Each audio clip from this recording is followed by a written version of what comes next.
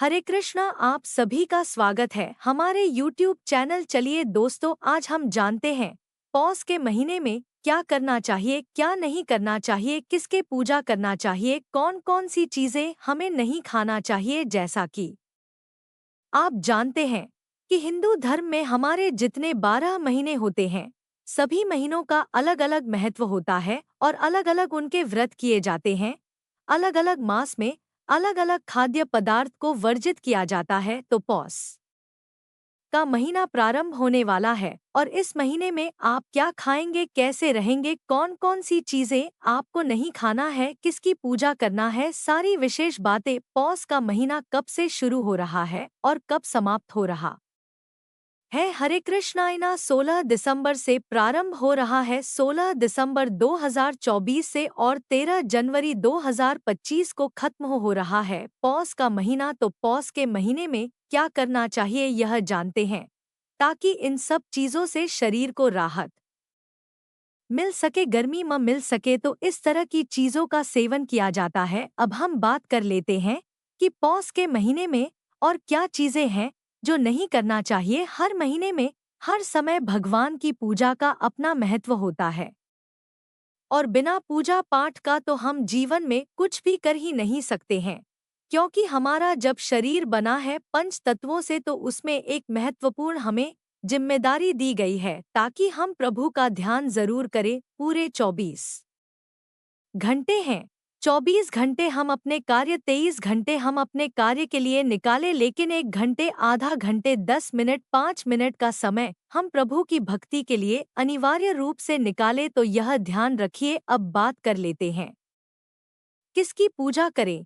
तो देखिए, 11,000 रश्मियों से सूर्यदेव जो है हमें गर्मी देने का प्रयास करते हैं, क्योंकि इस महीने में ठंड बहुत ज्यादा होती है। तो सूर्य की पूजा अनिवार्य होता है और सूर्य आत्मा के कारक भी कहे जाते हैं, इसलिए सूर्य की पूजा पौष के महीने में करना बहुत जरूरी होता है। तो कैसे करें सूर्य पूजा, आइए अब इस तरफ ध्यान दे। छोटा बच्चा सूर्य भगवान की पूजा कर सकता है, वह सूर्य की पूजा कर सकता है, और कोई भी पुरुष महिला सभी सूर्यदेव की पूजा कर सकते हैं।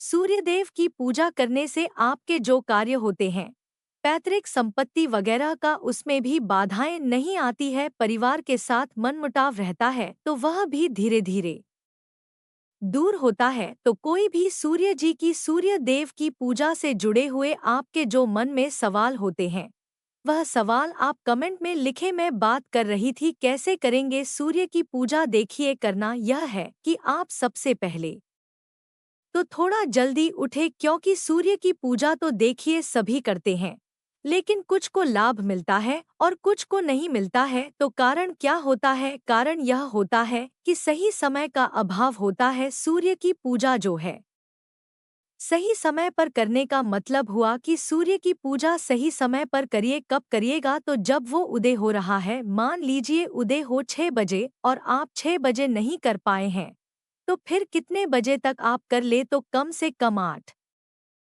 या 9 बजे तक। 9 बजे भी काफी विलंब हो जाएगा, 8 बजे तक आप इनकी पूजा कर ले। होली अच्छा मीठा और एक लोटे में डाल लीजिए, और डाल करके ओम घृणी सूर्याय नमः या ओम सूर्य देवाय नमः, ओम भास्कराय नमः, ओम आदित्या नमः बोलते हुए आप सूर्य को जल प्रवाह जल चढ़ा दें, जिनकी कुंडली में सूर्य अशुभ प्रभाव देते हैं और पता है पहले से उन्हें आदित्य हृदय का पाठ करना चाहिए। पुरुष वर्ग गायत्री मंत्र का पाठ करते हुए जल चढ़ाएं। गायत्री मंत्र बोलते हुए जल चढ़ाने से आपकी जो नकारात्मक अंदर से विचार होते हैं, वह दूर होते हैं और आपको बहुत लाभ की प्राप्ति होती है। तो गायत्री मंत्र का आप जप जरूर करें, इससे बहुत अच्छा फायदा होगा। अब यह हो गई सूर्य पूजा की बात। अब हम लोग बात कर लेते हैं कि क्या खाना चाहिए। देखिए, इस महीने में क्या खाना चाहिए वह बता देती हूँ। इस महीने में तिल इत्यादि का सेवन कर सकते हैं। इस महीने में मेवे और स्निग्ध चीजों का इस्तेमाल करने के लिए कहा जाता है। चीनी की बजाय गुड़ का सेवन करें। अजवाइन, लौंग और अदरक का सेवन लाभकारी होता है। गेहूं, चावल और जौ का सेवन करना भी अच्छा होता है। आपके जो शरीर को गर्म रखे।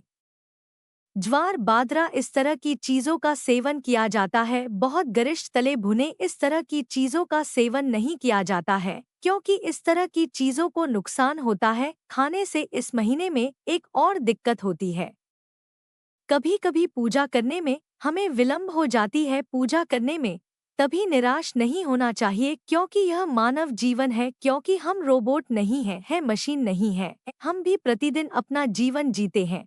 कभी हमारे घर कोई रिश्तेदार आ गया, कभी हमारी आँख ही देर से खुली, तो इसमें घबराने वाली कोई बात नहीं है। हम आराम से उठेंगे, प्रेम से भगवान की पूजा करिए। तो कभी विलंब हुआ तो भी कोई बात नहीं है बिल्कुल इसमें डरने वाली तो कोई बात नहीं है। तो जो लोग पूजा पाठ करते हैं उनकी भी एक आदत होती है कि सारी चीज़ों को परफेक्ट करें, बहुत अच्छे से करें और बहुत टाइम पे करें, और वो टाइम पे नहीं होता है तो एक अलग से मानसिक समस्या आती है। इस महीने में नारायण सूर्य पूजा के साथ नारायण की पूजा का भी विधान है, तो भगवान विष्णु की पूजा करें। भगवान विष्णु के पाठ कर सकते हैं, भगवत गीता का कर सकते हैं, विष्णु सहस्त्र नाम का कर सकते हैं, गजेंद्र मोक्ष का कर सकते हैं, ओम नमो भगवते वासुदेवाय मंत्र जप कर सकते हैं।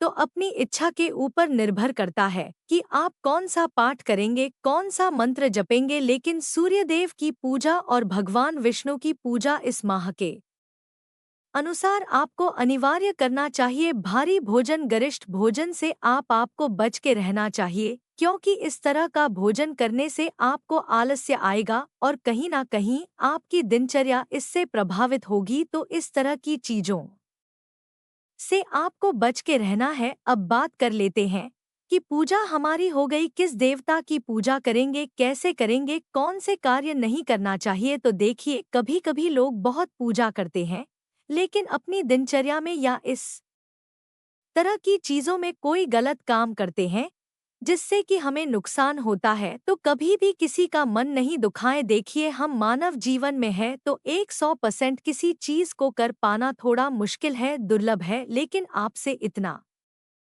कहना चाहती हूँ कि कोई घर में बड़ा हो गया, छोटा हो गया, परिवार में शुरुआत हमें घर से ही करना, बहुत बड़ा काम नहीं करना है। लेकिन किसी को बहुत उल्टा जवाब देना, किसी के मन को दुखाना, ये सब चीजें नहीं करना चाहिए। परिस्थितियां बहुत खराब हो गई तब तो मजबूरी वश कोई भी चीज करना ही पड़ता है। लेकिन प्रयास यही हमारा रहना चाहिए कि किसी का मन ना दुखाए, किसी से फालतू लड़ाई झगड़ा उलझन इस तरह की चीजों में ना फंसे, क्योंकि यह सब ना हमें हमारे अंदर तामसी प्रवृत्ति को जन्म देती है। और जब हम तामसी हो जाते हैं किसी चीज को लेकर के, तो हमारा सारा काम डिस्टर्ब हो जाता है, हम सारे काम में परेशान हो जाते हैं।